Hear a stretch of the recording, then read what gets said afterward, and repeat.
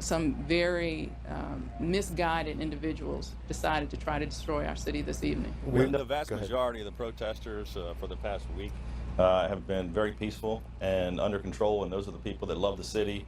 They just want to get answers as everyone does, and get to the bottom of what happened in this case.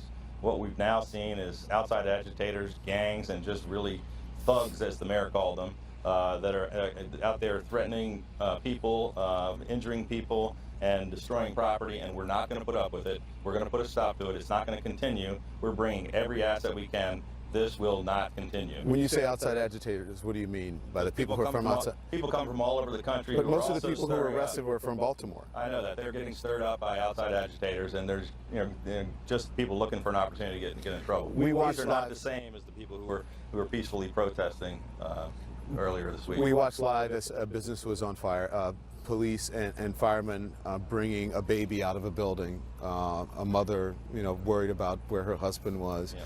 What do you say to those people who are in the middle of it when you're saying, we're gaining control, we got it under control, we acted when we could, but what do you say to those people? Those people are scared. They're losing their businesses and possibly their homes. The children that I spoke to today are afraid, but we will bring order. We'll do it collaboratively. I am determined that this darkest day will not define our city. We will have order, we will have control, and those individuals who we've caught on camera destroying our city will be brought to justice. I can assure you that we're now taking over the situation. This is not going to continue. People will feel that the city's safe. I'm moving the governor's office to Baltimore City first thing in the morning. We're bringing in our entire cabinet. We're bringing all the assets we can. We're going to get this under control. The city will be safe, and Marylanders will be proud of the effort once we get this cleaned up. How are you going to enforce a curfew tomorrow? I think we're going to have to go. Thanks for the time. How are you going to enforce a curfew tomorrow when kids are out of school, and they've said that many of the young people are the people who are doing this? It's a what? Say again, Mayor, I'm sorry? Daytime curfew. Okay. Then the mayor and the governor here, the mayor of Baltimore and also the governor of the state of Maryland joining us here just a short time ago. And obviously you can see that they're touchy when it comes to the situation.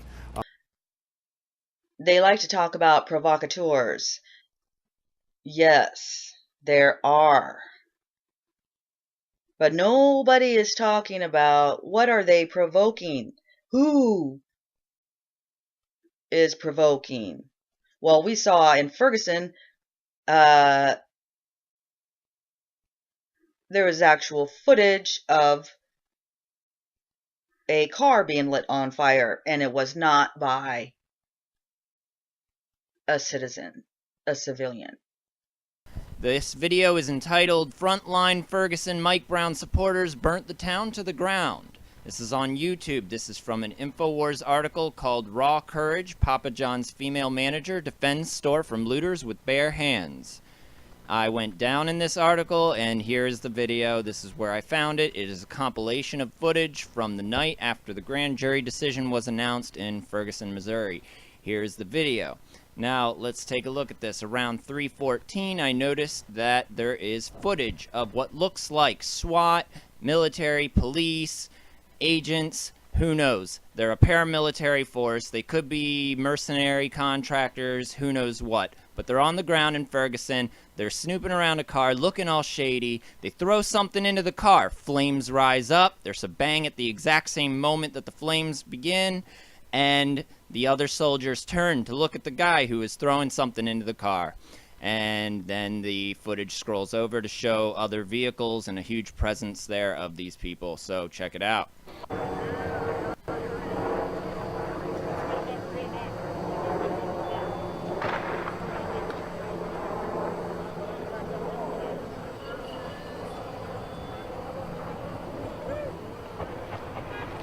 Okay, so let's take another look at that. So this is at the Advance Auto Parts. And here's the car. Here's the people looking all shady, snooping around this vehicle. It has nobody inside.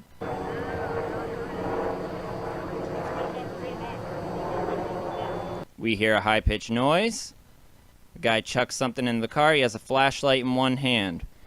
There is no sign of any flames anywhere in this, nor any kind of passenger within the vehicle. There's no other person here other than these military people. These militarized looking people. holding assault weapons and wearing full gear.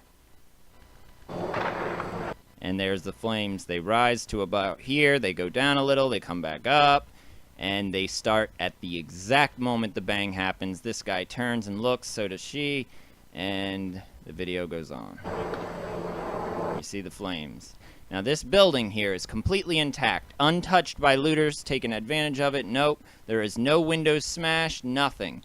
There is some fire seen in the window that is actually a reflection of the building across the street. This is Advance Auto Parts. And you see they have this whole place locked down with their vehicles here, walking around it. There's a Title Max next door. This is Advance Auto Parts. Now, this is listed as one of the buildings that burnt down, one of the many buildings. Look at this list of buildings that burnt down, many of which are all on West Florissant Avenue. West Florissant Avenue, West Florissant Avenue, West Florissant Avenue, North Florissant Road, West Florissant Avenue, Florissant Avenue, Florissant Avenue, Florissant Avenue, Florissant Avenue, Florissant Avenue, Florissant Avenue, Florissant Avenue, Florissant Avenue. And you see this is where they have their militarized presence. And one of those buildings is Advanced Auto Parts. Here's the picture of the video. I think this might have been a day or so later. This is on November 25th on Fox News's Twitter page. And here it is, Advanced Auto Parts. The car is now gone, but you see burn stains where all these other cars were on fire. Heads need to roll. People need to be fired. It needs to be public. If you've got police or law enforcement, and even law enforcement minded people out there want to start something, piss off the black folks in town, get them in trouble, we know that there are individuals who just want to be starting something. Wherever you are on this issue, I would really, really like to see the people unite. So I think that it is possible. There is a bridge to unifying our communities. Okay? We might not always see eye to eye on the issue of race in this country. But we can all stand with our neighbors.